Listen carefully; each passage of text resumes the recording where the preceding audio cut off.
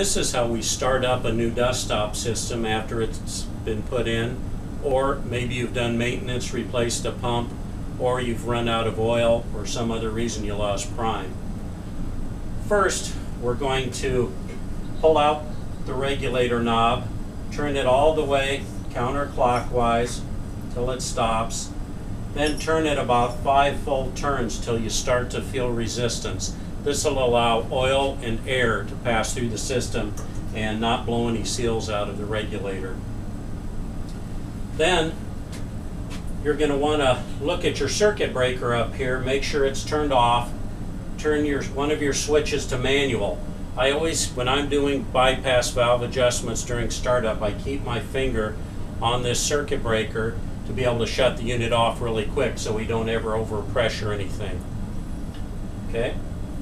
So first, on new units sold after March of 2008, you're going to want to loosen this black lock nut on this new style bypass valve. Then, keeping your hand on the circuit breaker and watching the gauge, you'll turn your unit on, let it run. You don't want the gauge to peg out, so keep your finger ready to shut that thing off and turn your pressure back.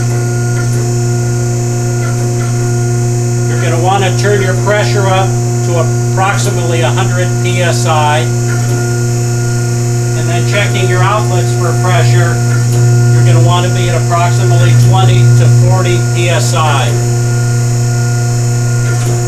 The critical adjustment is going to be on the flow meter, not your pressure on your gauges.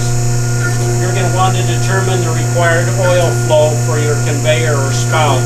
For example, a 10,000 bushel per hour conveyor would require approximately 0.17 gallons per minute based on a 1 gallon per 1,000 bushel application. Once everything's running, you adjust it, push this knob in to lock it in place, and you're ready to go. On an old style system made prior to March of 2008, we used a different style bypass valve. To adjust this, you'll take a wrench and remove this large acorn nut.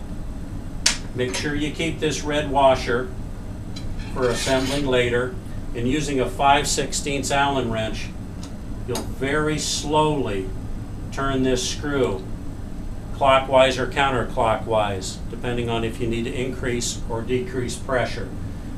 This system should only be turned up to approximately 80 psi. And when you're finished, just lock this back up and tighten everything down.